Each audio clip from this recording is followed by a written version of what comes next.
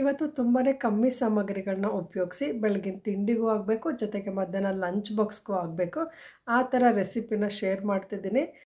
ಈ ರೆಸಿಪಿಗೆ ಕಮ್ಮಿ ಸಾಮಗ್ರಿಗಳನ್ನ ಹಾಕಿ ಮಾಡೋದು ರುಚಿ ಅಂತೂ ತುಂಬಾ ಚೆನ್ನಾಗಿರುತ್ತೆ. ಲಂಚ್ ಬಾಕ್ಸ್ಗಂತೂ ಮಕ್ಕಳಿಗೆ ತುಂಬ ಇಷ್ಟ ಆಗುತ್ತೆ. ಈ ಚಳಿಲಂತೂ ತಿನ್ನೋದಕ್ಕೆ ತುಂಬ ಚೆನ್ನಾಗಿರುತ್ತೆ. ಈ ರೆಸಿಪಿ ಮಾಡ್ಕೊಳ್ಳೋದಕ್ಕೆ ಕುಕ್ಕರಿಗೆ ಸ್ವಲ್ಪ ಎಣ್ಣೆ ಹಾಕ್ಕೊಂಡು ಒಂದು 2 ಗಡ್ಡೆ ಬೆಳ್ಳುಳ್ಳಿ ಹಾಕ್ಕೊಂಡಿದ್ದೀನಿ. ಸ್ವಲ್ಪ ಕರಿಬೇವು, ಒಂದು 5ರಿಂದ 6 ಬ್ಯಾಡಗಿ ಮೆಣಸಿನ್ಕಾಯಿ, ಅದರಲ್ಲಿ 2 ಗುಂಟೂರು ಮೆಣಸಿನ್ಕಾಯಿ ತೊಗೊಂಡಿದ್ದೀನಿ. ಬ್ಯಾಡಗಿ ಮೆಣಸಿನ್ಕಾಯಿ ಹಾಕ್ಕೊಳ್ಳೋದ್ರಿಂದ ಕಲರ್ ಚೆನ್ನಾಗಿ ಬರುತ್ತೆ. ಮಿಕ್ಸಿ ಜಾರ್ಗೆ ಸ್ವಲ್ಪನೂ ನೀರು ಹಾಕ್ಕೊಳ್ದಿರೋ ಥರ ಈ ಥರ ತರಿಯಾಗಿ ಪೇಸ್ಟ್ ಮಾಡ್ಕೊಂಡಿದ್ದೀನಿ. ಬೆಳ್ಳುಳ್ಳಿನ ತರಿಯಾಗಿ ರುಬ್ಕೊಂಡ್ರೆ ತುಂಬಾ ರುಚಿಯಾಗುತ್ತೆ. ಅದೇ ಕುಕ್ಕರ್ಗೆ ನಾನು ಸ್ವಲ್ಪ ಎಣ್ಣೆ ಹಾಕ್ಕೊಳ್ತಿದ್ದೀನಿ. ಎಣ್ಣೆ ಬಿಸಿ ಆದಮೇಲೆ ಸಾಸಿವೆ ಹಾಕ್ಕೊಂಡು ಸಾಸಿವೆ, ಜೀರಿಗೆ, ಉದ್ದಿನಬೇಳೆ, ಕಡಲೆಬೇಳೆನ ಒಗ್ಗರಣೆಗೆ ಹಾಕ್ಕೊಳ್ತಿದ್ದೀನಿ.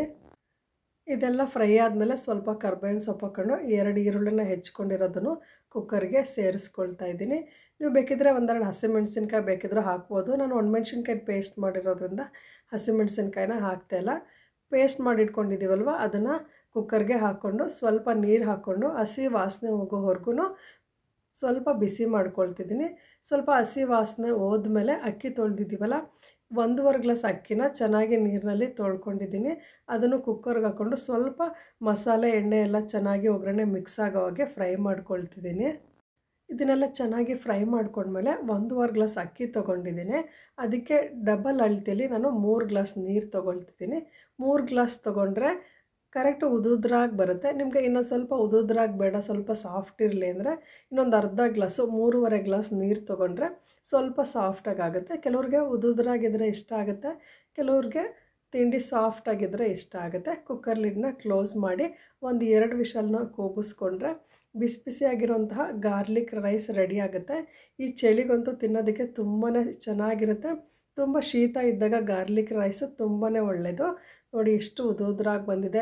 ಮಸಾಲೆ ಒಂದು ಕಡೆ, ಅಕ್ಕಿ ಒಂದು ಕಡೆ ಸಪ್ರೇಟ್ ಆಗಿಲ್ಲ, ಕರೆಕ್ಟ್ ಹದವಾಗಿ ಮಿಕ್ಸ್ ಆಗಿದೆ. ನಾನು ಜಾಸ್ತಿ ಮಸಾಲೆ ಹಾಕ್ದಲೇ ತುಂಬಾ ಸಿಂಪಲಾಗಿ ಮಾಡ್ಕೊಂಡಿದ್ದೀನಿ, ಆದರೂ ತುಂಬಾ ರುಚಿಯಾಗಿತ್ತು. ಮೇಲೆ ಸ್ವಲ್ಪ ನಿಂಬೆಹಣ್ಣಿನ ರಸ ಹಾಕ್ಕೊಳ್ತಿದ್ದೀನಿ. ಇನ್ನು ಸ್ವಲ್ಪ ನಮಗೆ ಮಸಾಲೆ ಜಾಸ್ತಿ ಇರಬೇಕು ಅನ್ನೋರು ಅಕ್ಕಿನ ಫ್ರೈ ಮಾಡ್ಕೊಂಡ್ವಲ್ಲ ಕುಕ್ಕರಲ್ಲಿ, ಆ ಸಮಯದಲ್ಲಿ 1 ಸ್ಪೂನ್ ಗರಂ ಮಸಾಲ, 1 ಸ್ಪೂನ್ ಮನೆಯಲ್ಲೇ ಮಾಡಿರೋ ಸಾಂಬಾರು ಪೌಡ್ರನ್ನ ಹಾಕ್ಕೊಳ್ಳಿ.